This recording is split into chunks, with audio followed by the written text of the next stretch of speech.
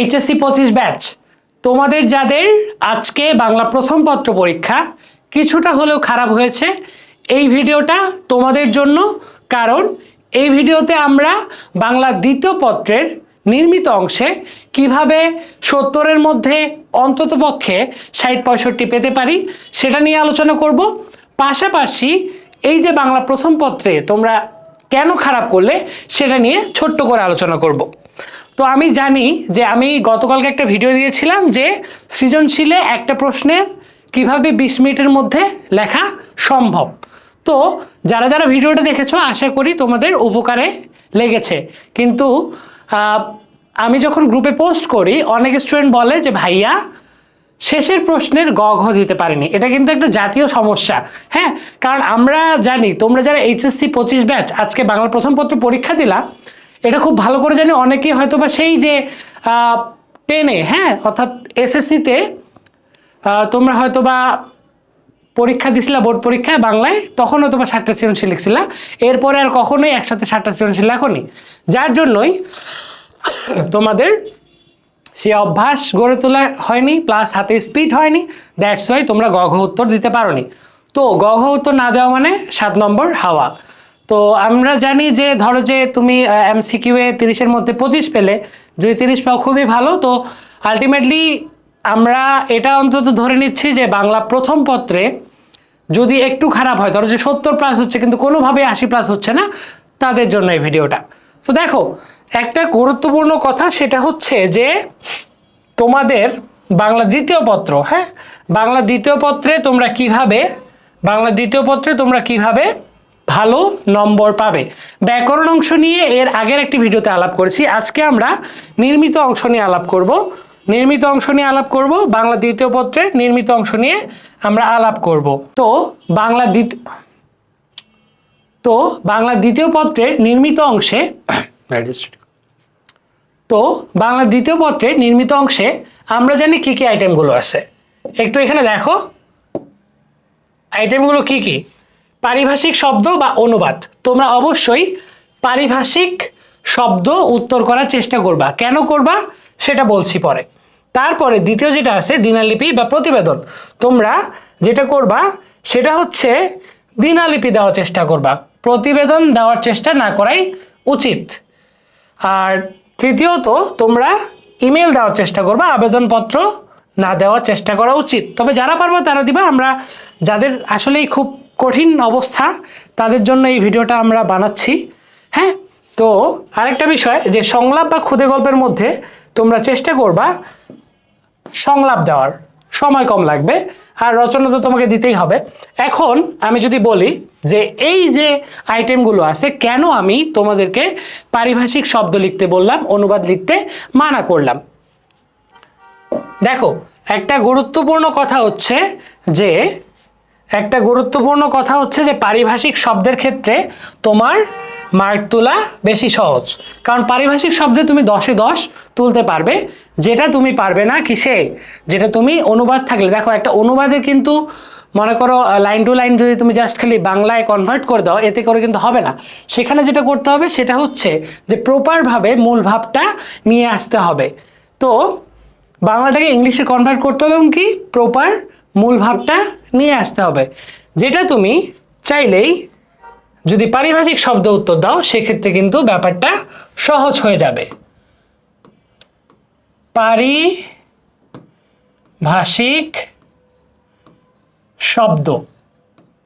পারিভাষিক শব্দ এখানে তোমরা খুব ইজিলি কিন্তু 10-এ 10 পেতে পারো। থামো আমি একটু এসিটা দিয়ে দিই, গরম করছে আসলে। পারিভাষিক শব্দে তুমি 10-এ 10 পেতে পারো। খুব সুন্দর করে প্রত্যেকটা করে দিবা। এই যে মনে করো বক্স করলা, হ্যাঁ বক্স করে এভাবে প্রত্যেকটাই বক্স করে তোমরা উত্তরগুলো খুব সুন্দর করে দিবা, রাইট, খুব ইজিলি।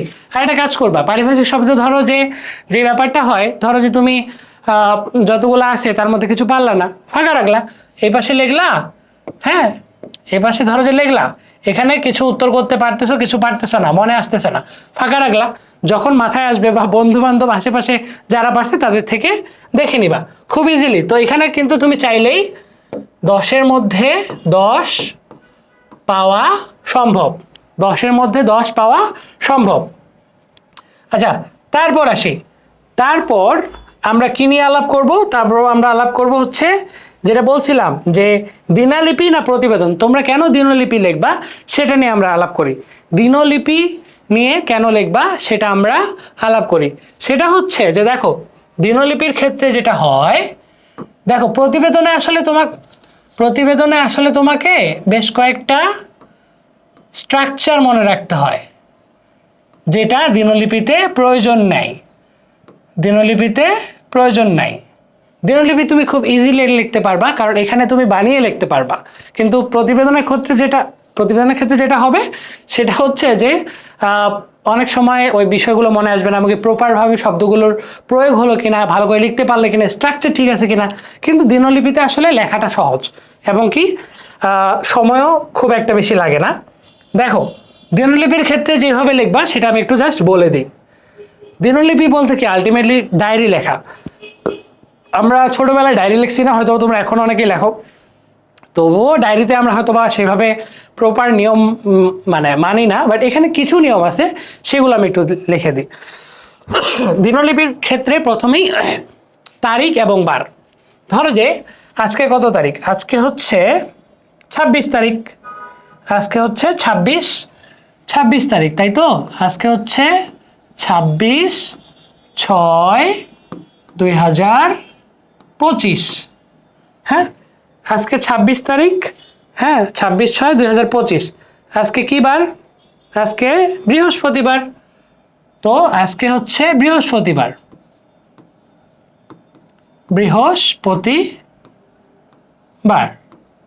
আজকে হচ্ছে বৃহস্পতিবার।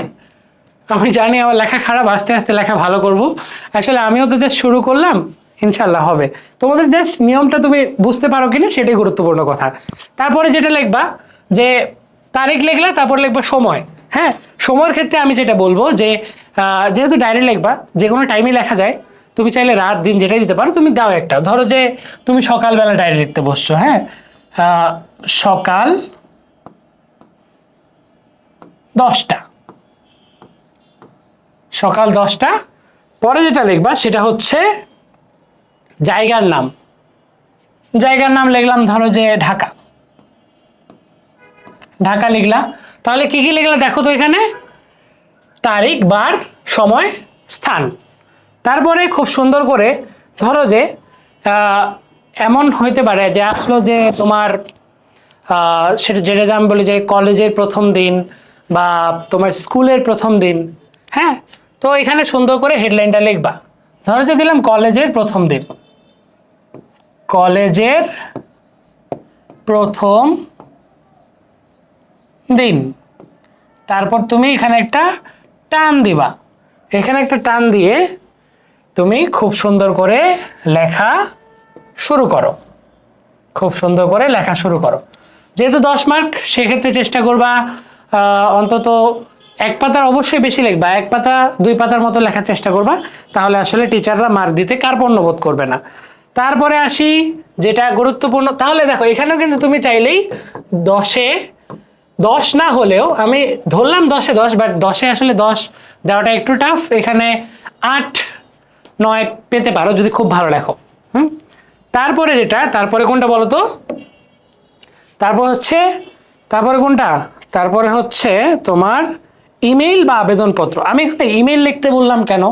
কারণ ইমেইল লিখতে বললাম কেন সেটা একটা গুরুত্বপূর্ণ কথা, তাই না? যে ইমেইল কেন লিখতে বললাম, দেখো আবেদনপত্র খুব সহজ, আমি জানি। হ্যাঁ, আবেদনপত্র খুব সহজ, বাট ইমেইল লিখলে অল্প সময় লাগে, কম লেখা, এতে করে তোমার যেটা হবে সময়টা কম লাগবে। আর সময়ে বেশি লাগার দরুনই কিন্তু তুমি বাংলা প্রথম পত্রে খারাপ করছো, রাইট? তো দেখো, ইমেইলের ক্ষেত্রে কি, আমি যদি বলি কেন আমি ইমেইল লিখতে বলি, সেটা হচ্ছে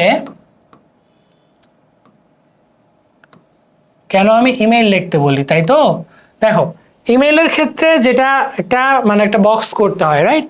একটা বক্স করতে হয়, এই যে একটা বক্স, ইমেলের ক্ষেত্রে আমরা জানি যে ইমেলের ক্ষেত্রে আমরা একটা বক্স করি, তাই তো?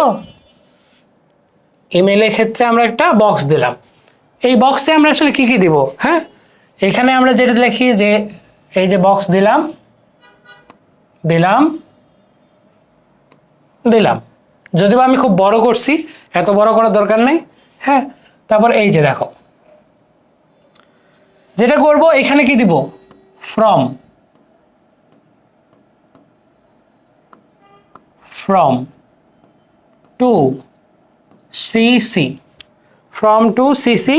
আরেকটা যেটা আছে সেটা হচ্ছে সাবজেক্ট, সাবজেক্টটাও দেওয়া লাগবে, যে যেই সাবজেক্টের উপরে, right? Subject, from to CC subject. তারপরে তুমি খুব সুন্দর করে বাকিটা লেখা শুরু করো। হ্যাঁ, যেহেতু তোমার বাংলা দ্বিতীয় পত্র পরীক্ষা, এগুলো হয়তো বা তুমি ইংলিশে দিলা, বাট এখানে তুমি বাংলায় লিখতে পারবা। হ্যাঁ, তো তুমি বাংলায় যেটা তোমার টপিক দিবে, তবে এখানে খুব সুন্দর করে লিখবা যে প্রিয় বা জনাব, যাই হোক তুমি তোমার মতো করে শুরু করতে পারো। তো ব্যাপারটা হচ্ছে এটাই, মানে ইমেল লেখার সময় কম লাগবে। আমি জানি ভিডিওটা হয়তো লম্বা হবে, অনেকে দেখবাই না, বাট যেই দু একজন দেখবা তাদের উদ্দেশ্যে আসলে ভিডিওটা করা। আর আমি খুব মানে একদম 100 অ্যাকুরেট হবে ভিডিওগুলা, বা কথাবার্তা একদম খুব সুন্দর হবে, ব্যাপারটা এমন না। আমি চাচ্ছি যে ব্যাপারটা যেন এমন হয়, যেন এটা মনে হয় যে বাস্তবে একটা লাইভ ক্লাস হচ্ছে, যদিও বা ক্লাসটা রেকর্ড করছি।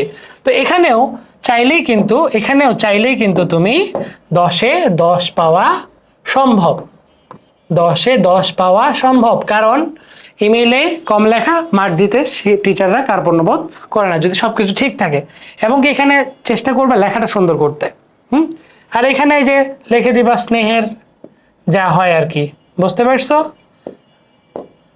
এটা তো গেল, তারপরে কোনটা বলো তো? তারপরে সারাংশ, সারমর্ম বা ভাব সম্প্রসারণ। এটার মনে হয় আমি ইয়াটা দেইনি তোমাদের, তাই না? এটাকে দিয়েছিলাম সারাংশ, দেখি তো।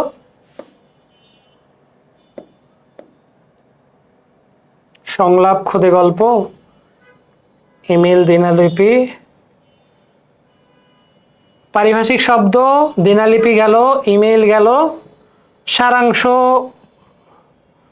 সারমর্মটা আমি লিখিনি, ওকে ফাইন। তো এখানে সারাংশ, ভাব সম্প্রসারণ, এটা আমরা লিখে দিই।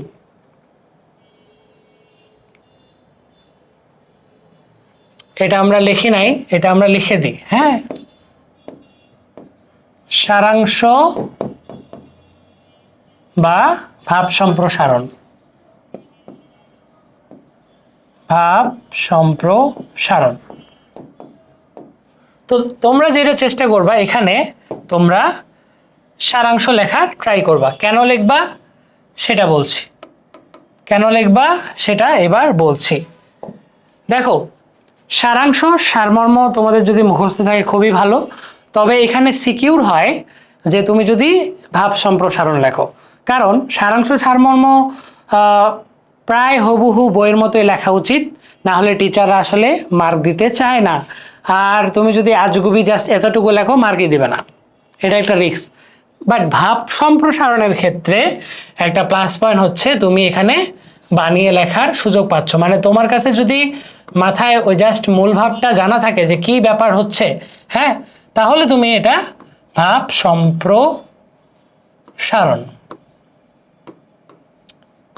দেখো, ভাব সম্প্রসারণের ক্ষেত্রে আমরা জানি শিক্ষা জাতির মেরুদণ্ড, বন্যেরা বনে সুন্দর, শিশুরা মাতৃক্রোড়ে, তারপর হচ্ছে ছোট ছোট বালুকণা, বিন্দু বিন্দু জল, গড়ে ওঠে মহাদেশ সাগর অতল, অনেকগুলো ভাব সম্প্রসারণ আছে। এগুলো আসলে ভাব সম্প্রসারণ লেখা ব্যাপার না। হ্যাঁ, যে কোনো একটা টপিকের উপর আসলে যা স্টুডেন্ট একটু ভাববা ঠান্ডা মাথায় চলে আসবে।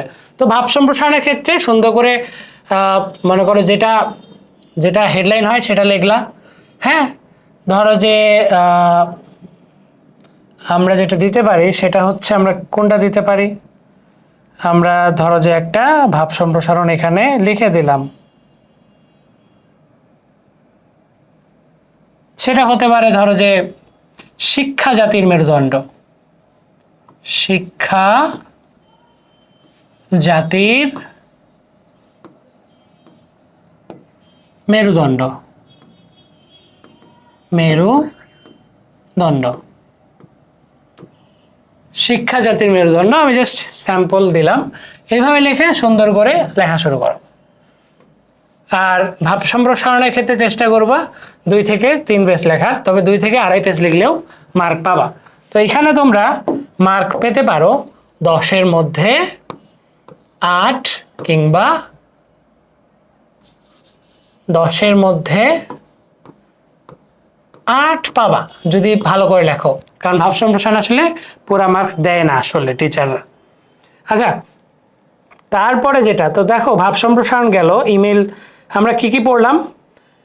পারিভাষিক শব্দ, দিনলিপি, ইমেল, ভাব সম্প্রসারণ। এরপরে কি? সংলাপ বা খুদে গল্প। দেখো সংলাপ বা খুদে গল্প, সংলাপও খুব ইজি। সংলাপ হচ্ছে ওই ডায়লগ ইংলিশে যেটা বলো, হ্যাঁ। সংলাপ তুমি চাইলেই সংলাপ লিখতে পারো, আবার খুদে গল্প লিখতে পারো। খুদে গল্প লেখার ক্ষেত্রে তোমার সময় কম লাগবে বলতে খুদে গল্পতেও তোমার 1-2 পেজ লিখতে হবে। সংলাপের ক্ষেত্রে কি, ধরো যে আমার নামে দিলাম রিফাত, রিফাত জিম, জিম, যে কোনো একটা টপিক দিলে এটার উপর তোমরা আলাপ করো। তো প্রথমে কেমন আছো না আছো থেকে শুরু করলাম, এইভাবে আমরা, তবে এইগুলো ঠিক রাখতে হবে যে যার যার ডায়লগ বা যার যে কথাটা বলছে তার নামটা যেন আগে থাকে। আর খুদে গল্প খুব ইজি। খুদে গল্পর ক্ষেত্রে আমরা যেটা করি, খুদে গল্পর ক্ষেত্রে আমরা যেটা করি সেটা হচ্ছে যে খুব সুন্দর করে, খুদে গল্পর ক্ষেত্রে আমরা যেটা করি সেটা হচ্ছে সুন্দর করে হেডলাইন লিখলা, হেডলাইন লেখার পর লেখা শুরু করলাম। ব্যাপারটা খুব ইজি আসলে, মানে যে কোনো ব্যাপারই খুবই ইজি। আর সবচেয়ে গুরুত্বপূর্ণ কথা রচনা।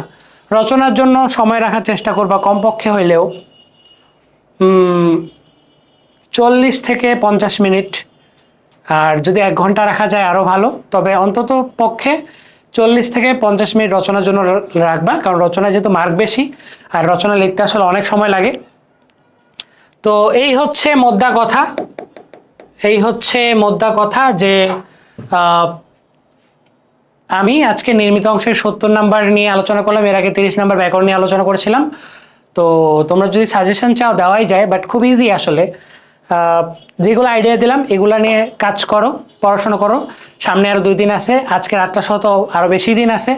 তো ভালো করে পড়াশোনা করো, হাল ছেড়ো না। একটু খারাপ হবেই, বাট সামগ্রিকভাবে পরীক্ষার জন্য একটা ভালো রেজাল্ট আসে সেদিকে খেয়াল রাখতে হবে। Thank you. আর এত বড় ক্লাস আমি জানি না কেউ করবা কিনা, অনেকে চাইলে 2x স্পিডে করতে পারো, অনেকেই জাস্ট 1-2 মিনিট দেখে স্কিপ করতে পারো, অ্যাজ এ উইশ। বাট আমি চেষ্টা করছি তোমাদেরকে ভালো কিছু প্রোভাইড করার। আমার অনেক ভুল আছে, ভুলগুলো ক্ষমা সুন্দর দৃষ্টিতে দেখো। Thank you.